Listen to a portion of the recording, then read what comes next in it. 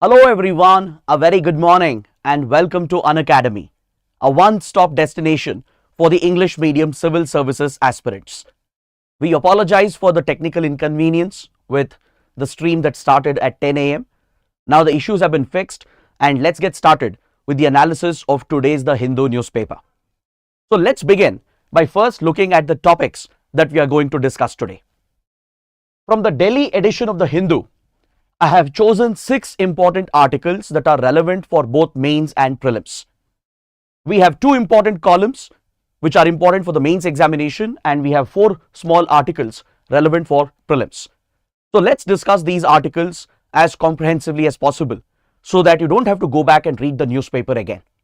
If you guys are benefiting from these initiatives, do support us with your comments, with your likes, and without fail, subscribe to our channel. Now before we start, we have a small update regarding the free special classes that we are running on the Unacademy app. You can see the schedule for today. In the morning, we had the NCERT fundamental series where history classes are going on by Abhishek sir. And at 1 p.m., I will be taking a special class on the role of Prime Ministers of India in shaping India's foreign policy. This is a new IR series that we have started on the app, and today will be the second class. We started the series on Monday where we discussed the role of Prime Ministers in India's foreign policy making, and today we'll discuss the contribution of India's first Prime Minister, Pandit Nehru, and how Pandit Nehru contributed to the shaping of India's foreign policy. So do attend the session live, and the link for these classes is provided in the video description below. So let's get started with the analysis of today's The Hindu newspaper by looking at this important column on page number 8. This column deals with the topic of sub-categorization of SCs and STs for the purpose of reservation. The topic is in news because the Supreme Court is about to pass a crucial judgment in the Davinder Singh case that deals with the need for sub-categorizing SCs and STs in order to provide additional reservation for the most backward communities within the SC/ST category. In fact, many states have tried to carry out sub-classification of SCs and STs, and they have tried to provide more reservation for certain communities within the SC/ST category. But there is a constitutional question regarding this. Can state governments provide for such sub-classification? What is the role of the state governments when it comes to the policy of reservation or affirmative action? If state governments try to provide sub-classification, will it run counter to the powers of the president and the parliament, which have been given exclusive powers when it comes to notifying SCs and STs in the country? So these are key constitutional questions which will be answered by the Supreme Court in the Davinder Singh case. So let's examine this column in detail. Let's talk about the topic of reservation or affirmative action. If you look at the Indian Constitution, we have Article 14, 15 and 16 that deal with right to equality. Under Article 14, right to equality has been provided as a fundamental right. It prohibits the state from any kind of discrimination on the lines of religion, caste, sex, place of birth, etc. In Article 15 and Article 16, it mandates the state to ensure that equal treatment is provided with regard to education, with regard to public employment. But however, Article 15 and 16, these are not absolute fundamental rights. They come with reasonable restrictions. And the state has the authority to create a positive discrimination on the lines of social and educational backwardness. A positive discrimination can be done by the state to uplift the weakest of the weakest classes in India, especially under the oppressive caste system. For centuries, many communities have been oppressed. The lower castes, the scheduled castes, the Dalits, the scheduled tribes, they have been oppressed socially, and this has translated to their social, educational and economic backwardness. So the Constitution provides for the principle of affirmative action, or what we call as reservation or the quota system, through which the government can provide for a positive discrimination to reserve seats with regard to education and public employment for some of the most backward communities in the country. Now, if you look at Article 16 specifically, that deals with public employment. It mandates that the state cannot discriminate on the lines of religion, caste, place of birth, etc. when it comes to public employment. That is, every citizen should have an equal opportunity when it comes to employment. But however, positive discrimination is allowed. Positive discrimination is allowed in order to ensure that those lower communities which are not adequately represented in government services, they can be given reservation. Like SCs, STs, for example, if they are not adequately represented in the government services in public employment, reservation can be provided not just for appointment, not just during appointment, but also during promotions, to ensure that the backward classes are also having adequate representation in order to fulfill this goal of equality, substantive equality for all communities in the country. Recently, these provisions were amended as well to provide reservation for economically weaker sections, for the EWS category. Even on the grounds of economic backwardness, reservation is provided in education under Article 15 and in public employment under Article 16. Now the question is, can there be a sub-classification within these categories? For SCs, for STs, a certain percentage of seats are reserved. It is approximately around 15% and 7% approximately for SC and ST category. Now the question is, within this category which has been created for SCs and STs and the reservation pool which has been created for them, can there be sub-classification to provide special treatment for the most backward SCs and STs? Because even within the backward classes, there are few advanced classes which have benefited from the reservation policy over the decades.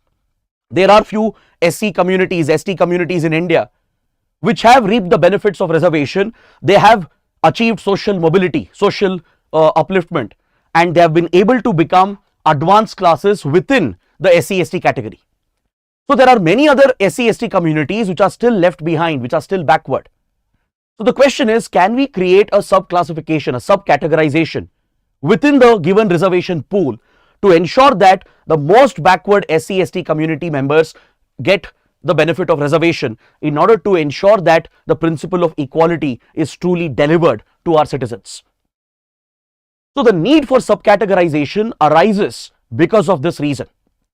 Don't assume that SC/ST category is a homogeneous category. Within the SC community, within the ST community, there are many upward and advanced classes which have already achieved social mobility, which have achieved upliftment because they have largely cornered the benefits of reservation.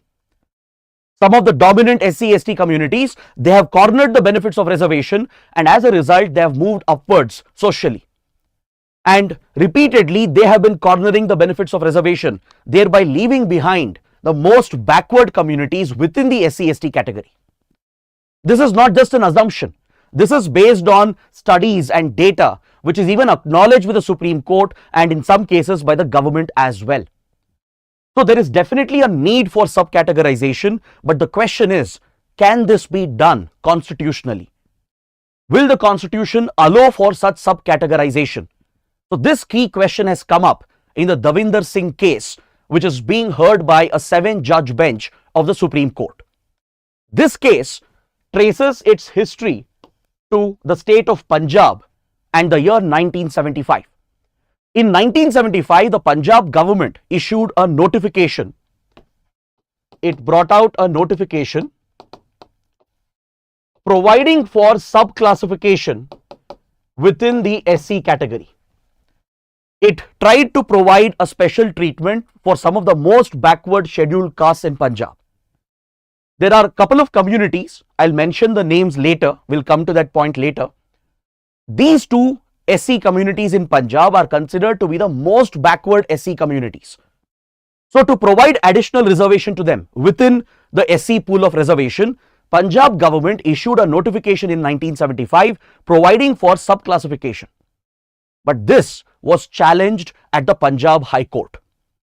The Punjab High Court had struck down this notification.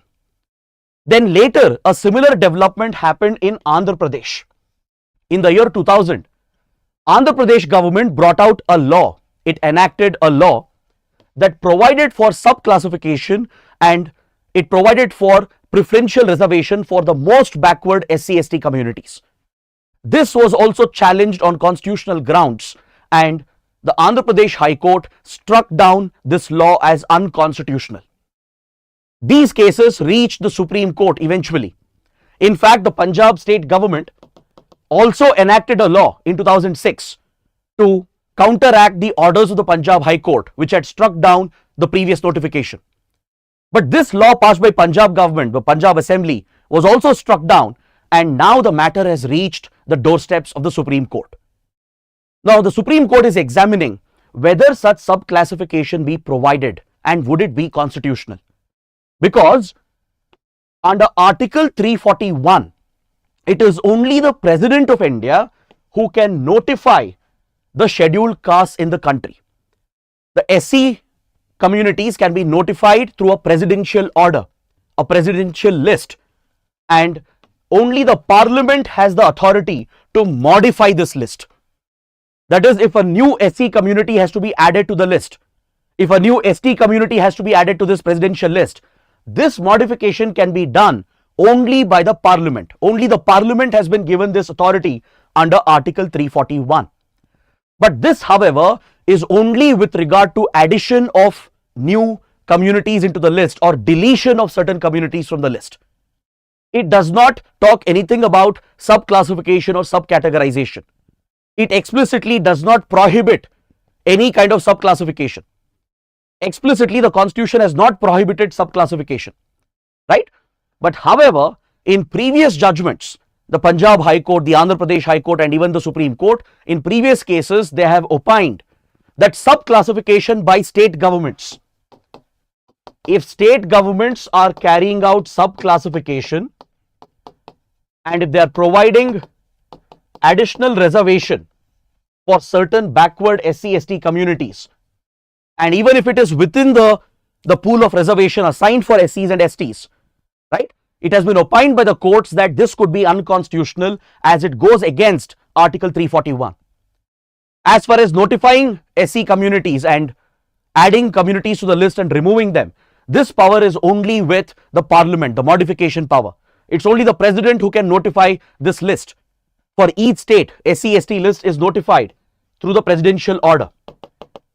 Now, this question was examined by the Supreme Court in the E.V. Chinnaya case, which challenged the law passed by the Andhra Pradesh government. So, during this hearing back in 2004-2005, the Supreme Court was of the opinion that apart from the President and the Parliament, state governments have no authority to tinker with the SC/ST list. State governments cannot meddle with the presidential list notified by the President. Any modification can be done only by the Parliament as given under Article 341. This was the opinion of the Supreme Court when it declared sub-classification as unconstitutional. Supreme Court had struck down the law of Andhra Pradesh in the E.V. Chinnaya case and it had declared it as unconstitutional. It was on this basis that the Supreme Court and Punjab High Court struck down the law passed by Punjab as well. Punjab also brought out a law later, but even this was struck down as unconstitutional. So now the question is, isn't there a difference between adding a community to the list or removing a community from the list and providing sub-classification within the SC/ST community? As I told you, Article 341 is not explicitly prohibiting any changes. Article 341 only says that President has the authority to notify the SC/ST list for every state. Parliament has the authority to modify the list. Now, state governments, without touching the list, without modifying the list, without adding any new communities or without deleting any communities, if they are rearranging the reservation given to different castes and different communities within SC/ST category, then is that unconstitutional as well? That is the question.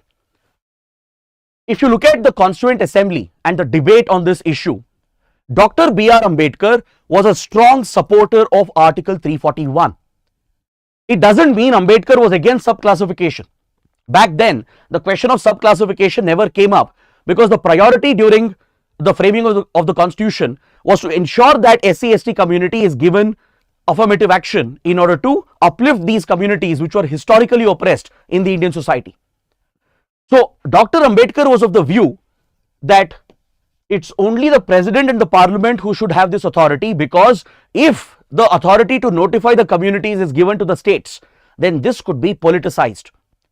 At the state level, political considerations will drive the inclusion of different communities into SC and ST list, and this could defeat the very purpose of reservation. It was on this ground that Dr. Ambedkar was a strong advocate and supporter of Article 341. Ambedkar strongly believed that the power to notify SC/ST list should be with the president, the power to modify that list should be with the parliament, and state government shouldn't have any role or any power to meddle with the presidential list. Alright, but again the question is, what if states are not meddling with the list but only rearranging the reservation? What if they are trying to give more reservation for the most backward classes? Would that be unconstitutional as well? So that is now for the Supreme Court to decide. In previous judgments, the Supreme Court hadn't gone into this question. It had simply said that any kind of interference from the state with regard to SC/ST reservation is contradictory to Article 341, and hence they had declared these laws of Punjab and Andhra Pradesh as unconstitutional. So now in the Davinder Singh case, the Supreme Court is examining a very crucial question. Can sub-classification be done by the state governments without contradicting the powers of the president and the parliament under Article 341? So if you look at the Davinder Singh case, it has a long history behind it. As I said, it goes back to 1975 when Punjab issued a government notification providing for additional reservation for a couple of backward SC communities in the state. The Mazhabi Sikhs and the Balmikis, they are considered as the most backward SC communities in Punjab. Amongst all the scheduled castes in Punjab, Balmikis and Mazhabi Sikhs are considered as the most backward. So to provide additional reservation for them within the SC pool, Punjab had issued this notification, which was initially struck down by the Punjab High Court. Later, Punjab brought out a law in 2006. The Punjab government enacted a law in the assembly providing for reservation in order to counteract the orders of the Punjab High Court. But this matter reached the Supreme Court, and Supreme Court declared this as unconstitutional. Punjab High Court held the same position. This was entirely based on the E.V. Chinnaya case that was related to the Andhra Pradesh law, because Andhra Pradesh also had brought out a similar law providing for sub-classification and additional reservation to the most backward SC/ST communities, which had been declared unconstitutional by the Supreme Court. So by relying on that judgment, Punjab High Court and later Supreme Court as well, they had struck down this law in Punjab as unconstitutional, as it goes against the mandate of Article 341. The courts were of the view that state governments should not be meddling or interfering in any manner with the SC/ST list, because as per Article 341, this power is only with the president to notify the list, and any modification, any addition or deletion can be done only by the parliament. But as I told you, the question whether communities can be given preferential treatment within SC/ST category, this was never addressed, and now in the Davinder Singh case, the Supreme Court is examining this. A 7-judge bench is examining this issue. Now if you look at another landmark case that also dealt with the topic of reservation, that is the Indra Savni case, right? In the Indra Savni judgment, the Supreme Court had opined that sub-classification within the OBC category is permissible. It is absolutely valid constitutionally. Following the Mandal Commission's report for providing reservation to other backward classes, right? This had triggered a huge uproar in the country against reservation, and in the Indra Savni case, which was related to the Mandal Commission's report, the Supreme Court said that sub-classification within the OBC category is constitutional. That is, within other backward classes, there could be many castes which are more backward than some of the other OBC communities. There could be certain advanced classes relatively within the OBC category. There could be some extremely backward classes within the OBC category. So if governments provide differential reservation for these communities within the OBC category, then this is not unconstitutional, it is permissible, it is valid. And that was the opinion of the Supreme Court in the Indra Savni judgment. So if this can be done within OBC category, why can't this be done for SCs and STs as well? Because there are studies, there is empirical data to show that the benefits of reservation have been largely cornered by some of the advanced classes within the SC/ST category. There are many backward classes which have been left behind. So if state governments are looking to provide differential reservation without touching the final pool of reservation given to SC/ST category, then this should be valid, this should be constitutional, and that is the argument of these state governments, especially the Punjab state government. Now let's look at equality and caste in India. As we discussed, one of the core principles of the Indian Constitution is the right to equality, which is enshrined as a fundamental right covered under Article 14, 15 and 16. These articles were built into the Indian Constitution based on the principle of substantive equality to ensure that equality reaches all the communities, especially the most backward, the most disadvantaged sections, and impacts them in a substantial manner. Now, even though we have the policy of reservation, even though we have implemented affirmative action for more than 7 decades, if there are still backward classes within the backward communities, then don't they deserve substantial treatment? Don't they deserve a preferential differential treatment within the policy of reservation so that they can also be uplifted and brought on par with the other advanced classes? So there is a valid argument here for sub-classification as far as reservation is concerned within the SC/ST category. Now, if you compare Article 341 and the demand for sub-classification, you will also realize that there is actually no direct conflict between the two. As I told you, Article 341 is only saying that President of India can notify the SC/ST list for each state. Only the Parliament can modify the list, which means if new communities have to be added, if new or communities which are already in the list, if they have to be deleted, if they have to be removed from reservation, right, that power is with the Parliament. President can notify the list, Parliament can modify it, but it is not prohibiting sub-classification, right? It has not prohibited state governments, it has not explicitly prohibited the state governments from providing for sub-classification within the reservation pool which is already created. So that is why the writer is arguing that there is a valid case for providing such sub-categorization within the SC/ST community. So now in the Davinder Singh case, the Supreme Court will decide on this matter, whether state governments can create a sub-classification based on established data. Even state governments can't randomly create a distinction between SC/ST communities, right? They need solid data to back up the argument that these are the most backward SC communities, these are the most backward ST communities within the SC/ST category. They have to clearly distinguish between the advanced classes, the relatively advanced classes within SC/ST category and the most backward classes within the SC/ST category. If they can do that, if they can establish that and then provide for sub-classification, and on this basis if they give differential reservation to uplift the most backward SC/ST communities, this should be constitutionally valid because it does not run counter to Article 341. State governments are not adding any new communities, they are not deleting any communities from the list, right?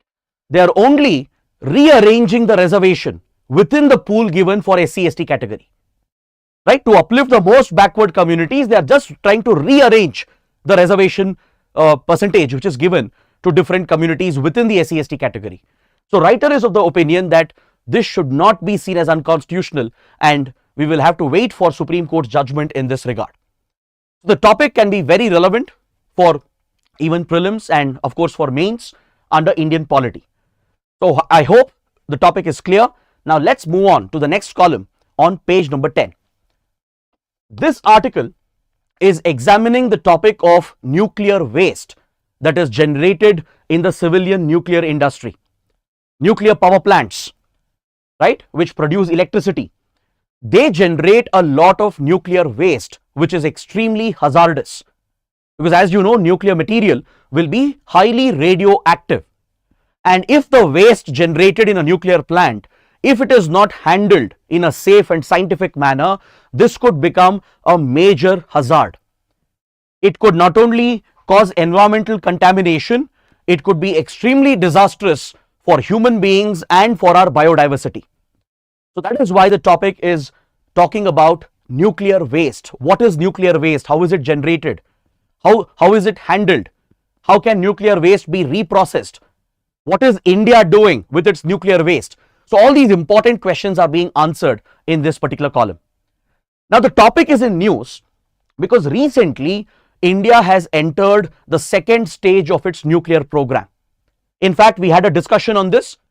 Prime Minister Modi, he witnessed a critical operation at Kalpakam where the Bhavani fast breeder reactor has been set up, and the core loading operation was done where the nuclear core was inserted to initiate the fission reaction. So this essentially began the first step in our second stage of the nuclear program. So you can go back and watch this session where we had discussed the 3 stages of India's nuclear program. So from the first stage we have graduated and we are entering the second stage of our nuclear program, which means we will be producing more spent fuel and nuclear waste in the coming years. India has already generated a large quantity of nuclear waste. Many other countries, many other nuclear powers, they've all produced thousands and thousands of tons of nuclear waste. So how are the countries handling it? How are they processing it? Because it is a major hazard, a major risk factor which can easily result in a radioactive disaster. So let's understand what exactly is nuclear waste. See, in a fission reaction, in a nuclear fission, the fissile material is usually uranium-235. So each atom of uranium-235 is bombarded with neutrons to initiate the chain reaction, right? So this produces newer uranium and plutonium atoms, right? A lot of energy is released. It is this energy which is tapped to produce electricity. Apart from the energy produced through this fission reaction, there are other elements produced as well. There are other elements produced such as barium, krypton, etc. Now these are also radioactive. This is what we refer to as nuclear waste. Is that clear? Now, in a straightforward fission reaction, following the fission of uranium, right, as uranium atom is split, this also provides us plutonium, which we use as a fuel for the second stage of our nuclear program. So India has collected all the plutonium, stored it safely, and we are going to use this in our second stage of the nuclear program. So the plutonium produced remains a nuclear fuel, but however the other radioactive elements produced during the reaction like barium, krypton, and also the liquid waste water which is used in cooling the plant, the liquid waste water, these are highly radioactive. This is what constitutes the nuclear waste, right? There is also something called the spent fuel, uranium-235, which has been spent, which has been used in the fission reaction, right? So what is left behind, and the plutonium byproduct. So they constitute the spent fuel which we reprocess to separate the fissile and non-fissile material, and we try to reuse that in the next cycle of the nuclear reaction. So handling the spent fuel and as well as the nuclear waste is extremely critical given the risk associated with radioactive substances. So let us understand how countries are dealing with nuclear waste and spent fuel. What are the steps? What are the precautions that they exercise? What measures do they undertake? So first of all, please note down that nuclear waste is also highly radioactive. The barium, krypton compounds which are produced, they are highly radioactive, so it has to be isolated. It has to be isolated from any kind of human contact and stored in a safe manner. You need special facilities to store radioactive waste, right? You have to either create underground storage facilities, right? You have to employ various processes to try and manage the radioactive levels. you have to cool down the radioactive substance as well, because following a fission reaction, they would be extremely hot. So you have to cool this down for several months and then store them in reinforced cylinders and caskets and dry them and then store it usually in underground facilities for prolonged periods of time. Because some of the radioactive substances, they can remain radioactive for hundreds of years, for even 1,000+ years. So you have to ensure that humans will not come in contact with the radioactive waste which has been disposed and stored in a encased reinforced material. So in a lot of underground storage facilities, a concrete and steel and lead casing is provided to prevent any leakage or contamination. The spent fuel which is comprising of uranium, plutonium and other compounds and other elements, which is extremely hot and highly radioactive, first it is kept underwater to cool it down, to bring down the temperature. This itself might take several months. It might even take a few years. So after that, it is transferred into these caskets, which are designed with protective material. With special material, these cylinders or caskets are designed where they are stored for long-term storage. And if you are trying to keep that away permanently, then these underground storage facilities are created. Underground storage facilities are created where the caskets are buried for hundreds of years. The idea is to never touch them, to ensure that no humans come in contact with these caskets which are stored underground in highly reinforced structures. So concrete, lead and steel casing is created in these underground storage bunkers to ensure that no kind of leakage or contamination will happen, not just now or tomorrow, but for hundreds of years. Is that clear? So this is why handling nuclear waste and spent fuel can become very, very challenging and very, very expensive as well. It's very crucial to isolate the radioactive substances from any kind of human contact for prolonged periods of time. We have to keep a few centuries in mind because these substances will remain radioactive for hundreds of years. So by accidental digging or construction work in the future, right, no one should come in contact with the nuclear spent fuel and the waste which we have disposed in underground facilities. Ensuring this is very, very critical. Then coming to the liquid wastewater which contains live radionuclides. This liquid water can be treated and processed to remove the contamination. For example, recently we witnessed one such initiative in Japan. In Japan, there was a nuclear tragedy in 2011 following a devastating tsunami and an earthquake in the Pacific Ocean.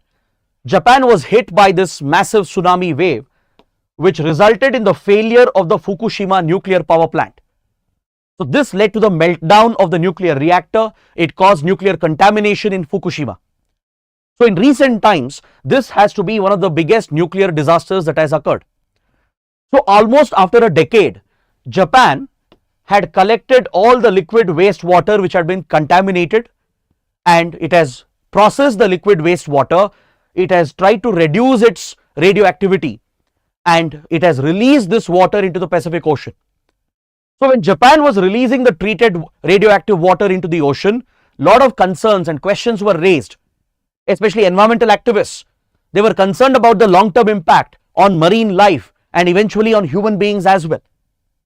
Since radioactive substances can remain in the environment for hundreds of years, it will obviously enter the food chain. It will contaminate the soil, the water systems, right? And it will eventually concentrate in human beings and other apex predators, leading to an environmental disaster.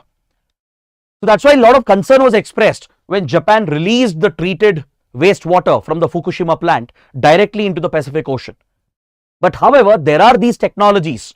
Japan also relied on these technologies to ensure that the live radionuclides were removed, filtered out through a filtration and chemical process. So countries around the world, they employ these techniques.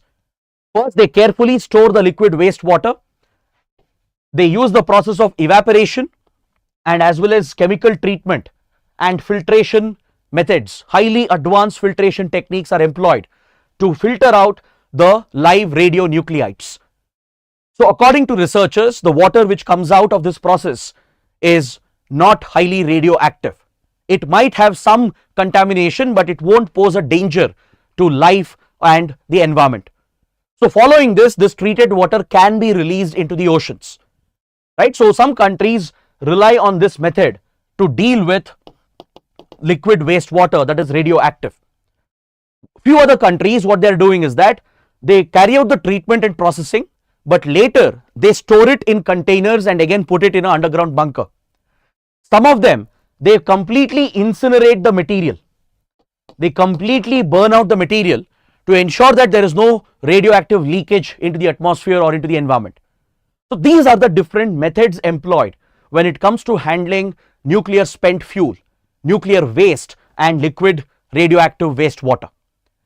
Now, there is another process through which spent fuel is handled.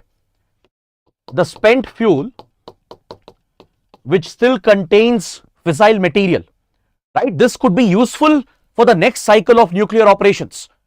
So you can't simply dispose that. It's a waste of the resource, right? Plus it could again create an environmental risk. So spent fuel is put through a process known as reprocessing. There are dedicated nuclear reprocessing facilities where the spent fuel is put through a reprocessing process. It's put through a segregation process where the fissile material is separated from the non-fissile material. For example, even in India, we have reprocessing facilities located where the spent fuel from the first stage of our nuclear program, which contains uranium traces, it is put through reprocessing to segregate the fissile material from non-fissile material. The fissile material will now become fresh fuel for the next cycle of the operations, right? So it reduces our dependency on uranium imports. It reduces the cost of operations as well. At the same time, you can remove the non-fissile material and scientifically handle that hazardous waste. You can lock them away, isolate the waste away from humans for a long time while you continue using the fissile material which can be extracted from the reprocessed spent fuel. So there are many countries like US, Russia, France, etc., which are all major nuclear powers. They're all sitting on thousands of kilograms, thousands of tons of nuclear waste and spent fuel. So there is always a risk of such nuclear tragedies occurring, right? If let's say there is a digging or a construction which goes on, and if adequate care has not been taken at a radioactive waste site, and if they come across the containers and if they break it open by accident, right, that could result in a human tragedy, a nuclear disaster.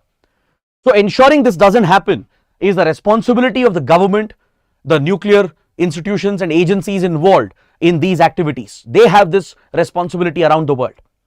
At the global level, we have an organization called the IAEA, International Atomic Energy Agency. India is also a member of the International Atomic Energy Agency. It is responsible for ensuring that nuclear technology is not misused for nuclear weapons.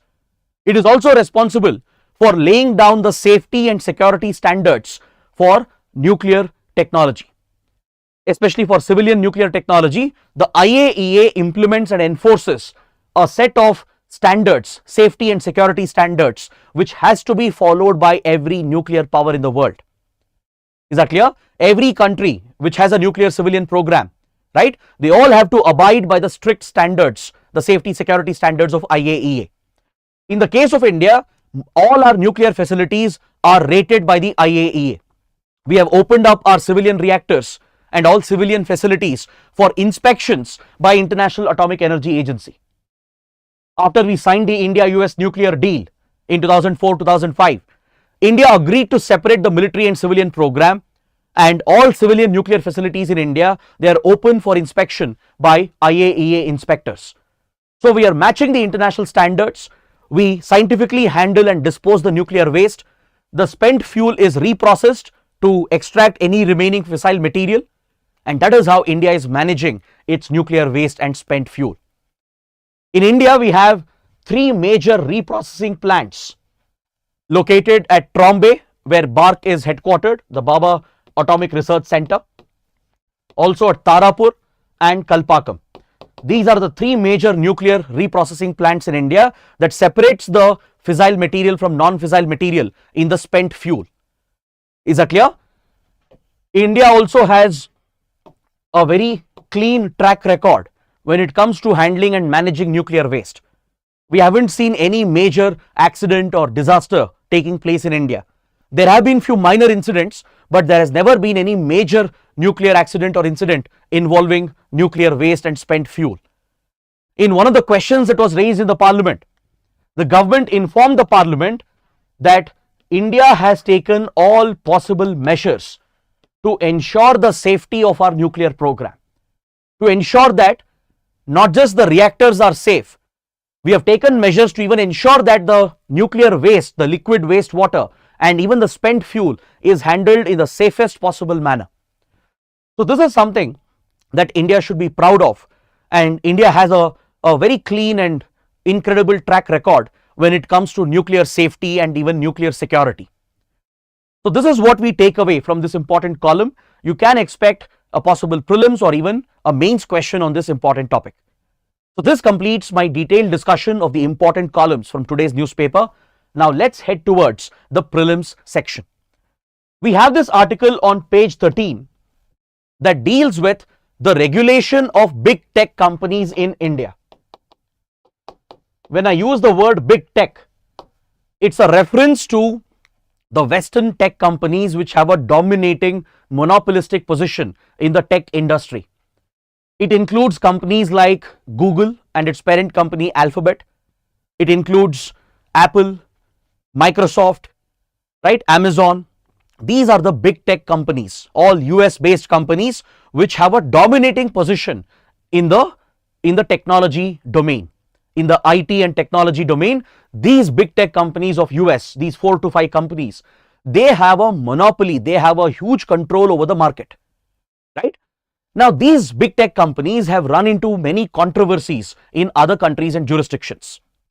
Even in the United States, these big tech companies have faced many questions about their policies, their payment principles, their guidelines, and how they try to stifle competition, how they try to maintain their monopoly in the market by cutting down competition and by creating unfair policies which discriminates against the smaller products and smaller companies. Now, this issue was in news in India as well recently, where Google had delisted many Indian apps just because they were not paying the commission that Google was expecting them to pay, right? So such anti-competitive, antitrust policies have been controversial from these big tech companies. In Europe, they have been punished for this. For example, Apple, then even Meta and Facebook, right, and even Google, they tried abusing their dominant position in the European market. But because of the stringent laws in Europe, the European Commission has penalized these companies and imposed hefty fines and penalties on them. In Australia, in South Korea, right, even in the United States, there are discussions going on to regulate the big tech companies to prevent their anti-competitive, antitrust policies, which is leading to monopolies and dominating companies which control the whole market. So around the world, there is a strong movement to support regulation of the big tech companies and ensure that competition is allowed to thrive. Because economies will do well, customers will benefit only when competition is allowed to thrive. But if monopolies and duopolies are forming, where few dominant companies control the whole market, right, this is against the spirit of competition. This will hurt the customers eventually, right? If they control the whole market and have a monopolistic position, right, they can control the prices, they can push higher costs on the consumer. The quality will also go down because they won't be interested in improving the quality of their product if they have no competition. If they are killing all the competition, right, through their predatory practices, if they are creating unfair disadvantages for smaller companies who can never compete with them, right, then there is no competition and there is no incentive for them to even focus on innovation and development. So this could hamper the innovation and research of new technologies as well. So around the world, there is a strong movement in favor of regulating the big tech companies, and in India as well, a similar recommendation has been provided by a committee that was established by the government. The Ministry of Corporate Affairs had constituted a committee on digital competition. This committee has supported the regulation of big tech companies in India in line with the Competition Act that we have in India, which is enforced by the Competition Commission of India. The committee has supported a separate law to regulate the big tech companies to ensure that anti-competitive, antitrust policies of such companies can be punished, and thus we can ensure that the spirit of competition is protected in a free market economy. So this is a very important recommendation that has come from a government appointed committee. Even amongst India's lawmakers and policy makers, lot of thought has been put into this issue, that how should we regulate the big tech companies? What should be the extent of regulation? We have already placed a set of regulations on social media companies and other such intermediaries through the IT rules notified under IT Act. Social media intermediaries, OTT platforms, then digital news and even online gambling and gaming platforms, they're all being regulated in India right now. Now the question is, should the spirit of competition be protected? Should we act strictly against anti-competitive practices of the big tech companies? So in this regard, the government appointed committee has supported regulation. It has supported a law or at least a policy, right, by the concerned ministry, that is the Ministry of Electronics and IT, which can regulate the big tech companies in India to protect the spirit of competition. So that is what we take away from this important article. Next, on page 14, we have another article that covers the report by SIPRI. SIPRI is a very well-known research institution and a think tank that specializes in arms and weapons research. SIPRI stands for Stockholm International Peace Research Institute. It's based out of Stockholm in Sweden. It's a Swedish think tank and a research institution. It mainly tracks arms and weapons market of the world. It closely monitors arms exports and imports. It monitors the nuclear arsenal of various nuclear powers. It keeps track of the military modernization that all the countries are carrying out. So it brings out this annual report as far as arms trade is concerned, the global arms trade is concerned. And according to the latest report, India has been the biggest arms importer over the last 4 years. During the period 2019 to 2023, during these 4 years, India has emerged as the top arms importers amongst all the arms importing nations. India has come out at the top, which shows that India is spending sufficient amount of its budget, right? We have increased our allocation for defense expenditure and we are focusing on capital creation. The defense capital expenditure has gone up and we are focusing on military modernization. We are focusing not just on indigenous development of defense technologies, but we are also importing critical defense equipment from other countries as well. This puts India at the top position as far as arms imports are concerned. So from 2019 to 2023, India has emerged as the world's largest arms importing nation. Is that clear? So please note down this point. There are few other important facts that we can take away from this article. After India, it is Saudi Arabia, which is the world's second largest arms importer. And the third largest arms importer is Qatar. It's interesting that the top 3 arms importing nations are all located in Asia, right? Qatar, even though it's a very small country, it has been punching above its weight in global geopolitics. It has not only focused on military modernization, it has been playing a critical role with all major conflicts, including the conflict in Afghanistan, the conflict in Gaza, right? Qatar has become a critical power that can mediate between US and Afghanistan, US and Taliban. Qatar was the one which mediated the peace deal between US and Taliban.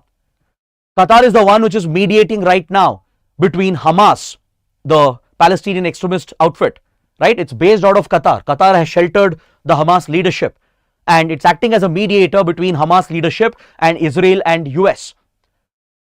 So Qatar's geopolitical profile has grown, and even its military ambitions have grown over the last few years.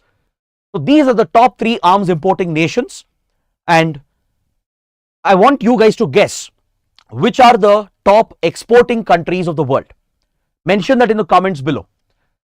You mention the top 2 exporters, arms exporters. Which countries could be the top 2 arms exporting nations? Right? Just find this out and mention that in the comments below. Now, one last point. If India is the largest arms importer in the world, the question is, from which country are we importing these weapons from? Who is the biggest arms supplier to India?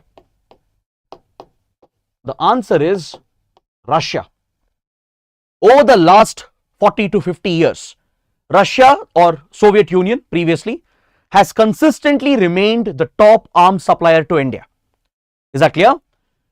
From 1960s to 1990s, we had a complete dependency on Soviet weapons and arms. But over a period of time, as we got closer to Western countries, we have gradually reduced our dependency on Russia, because Russian arms supplies had many problems. First of all, Russian weapon technology was considered as outdated, right? There were many problems as well with Russian platforms, like for example, the MiG fighter jets. They kept crashing repeatedly, and they became infamous as the flying coffins of Indian Air Force. Unfortunately, it killed many Indian pilots, right? And Russia also exploited its position. It knew that India was heavily dependent on Russian supplies. Deliberately, they increased the prices as well, right?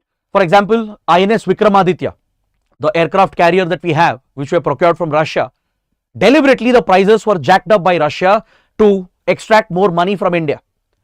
So India has had many problems with Russian equipment. One is outdated technology, concerns regarding the efficacy of the technology, then the prices, the higher prices that Russia was usually quoting, and also with regard to servicing and maintenance. Because see what happened, when we imported a lot of weapons in 70s, 80s and 90s, it came from Soviet Union.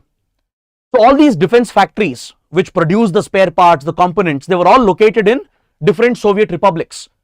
Some were in Central Asia, some were in Eastern Europe. But in 91, when Soviet Union collapsed and disintegrated, all these Soviet republics became separate countries. So some defense factories were in Belarus, some were in Ukraine, some were in Kazakhstan, some were in Kyrgyzstan. So post 91, it has been very challenging for India to procure adequate spare parts and supplies and servicing for the Soviet era equipment. So because of all these problems, we have tried to diversify our weapons supply. It doesn't mean we have ended our dependency on Russia. Even today, Russia is the biggest arms supplier. That's why I told you, Russia is indeed the top arms supplier to India. It remains the biggest arms supplier. But its share in India's defense market has gone down. There has been a significant reduction in Russian exports to India because we have diversified our defense imports. So who are these new suppliers? France, United States and Israel. These 3 countries have very quickly become the top suppliers, but they are still behind Russia. So France, US and Israel are the next major arms suppliers to India. So this is the inference that we can draw based on SIPRI's report. Now I gave you one assignment, I gave you an exercise. Please find out which 2 countries are considered as the world's largest arms exporters. Please mention that in the comments below. Now coming to the last 2 articles. These articles are mentioning a few important places that are in news. So it's important to understand where these places are located on the map. Because in prelims, UPSC can ask you map-based questions. Geography-based mapping questions can be asked. So on page 15, we have this article related to India-Maldives relations. As we have discussed many times, after President Mohammad Muizzu was elected last year, he has adopted an anti-India and pro-China position. He has taken a firm stand against Indian military troops which were stationed in Maldives to maintain the military equipment that we had gifted to Maldives. Previously, India had gifted helicopters and aircrafts for maritime security and even for disaster management and other civilian purposes. And Indian personnel were deployed here in Maldives and they were maintaining and operating this military equipment. But Mohammad Muizzu, he basically won the election on the campaign designed against India called India Out campaign. By championing the India Out campaign, by blaming India for a lot of troubles in Maldives, and by promising the electorate that if elected to power, he will throw India out, he will throw Indian troops out, he primarily won the elections. So now he has tried fulfilling this electoral promise, and Maldives has insisted that India should remove all the troops, including the helicopters and aircrafts that we have gifted. So India has obviously agreed. We have to, because we will have no other choice. That's a decision Maldives has made. And we have promised that by May 10th, Indian troops will be completely out of Maldives. We had roughly around 88 Indian military troops stationed in Maldives. So batch by batch, all of them will be withdrawn by India. The first batch has been withdrawn according to this article. The article is referring to a small island called the Addu atoll. Maldives is an archipelago of atolls, of islands. Hundreds of these atolls and islands make up the country of Maldives. So Addu atoll has a very vital location, a strategic location in the Indian Ocean.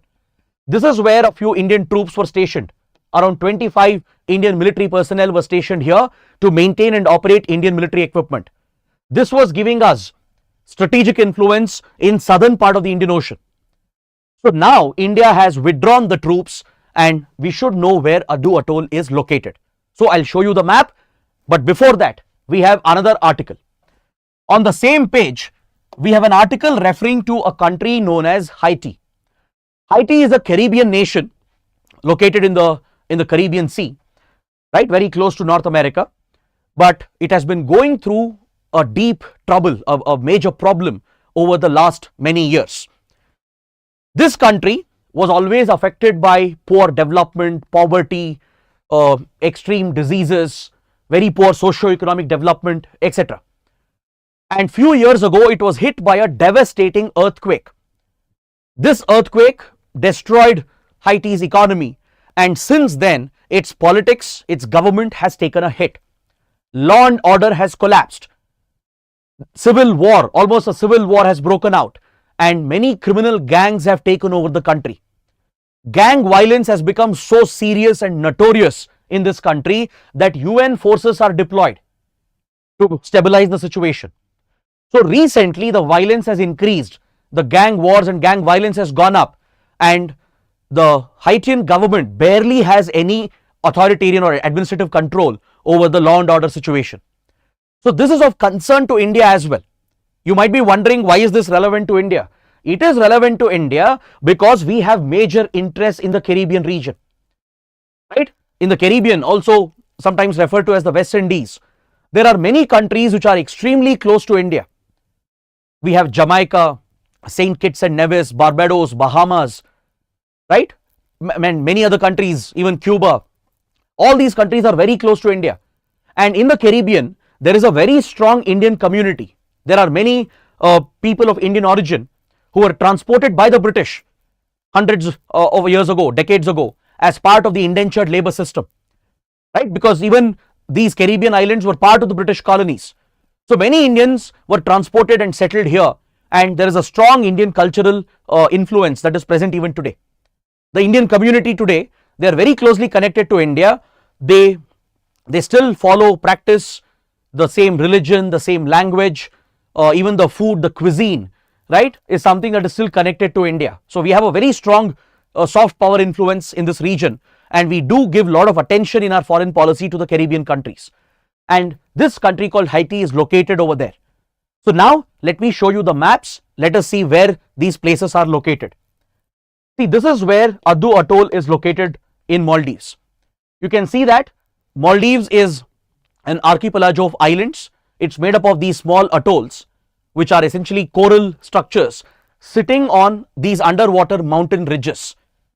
There is a massive underwater mountain ridge called the Chagos Lakadi Ridge that stretches from Mauritius, from the Chagos Islands of Mauritius, all the way till Lakshadweep Islands of India. So on top of these underwater mountains, you have these coral-like structures that are formed, which we call as atolls, which are very small islands that make up the country of Maldives. So there are hundreds of such islands.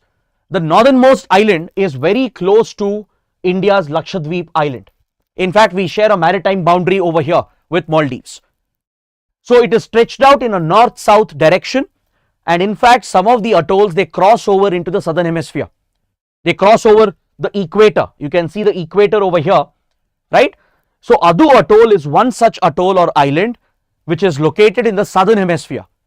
So this is where India had a military presence, right? Indian troops were deployed here with Indian equipment, which was projecting India's influence, India's military power across the southern Indian Ocean as well.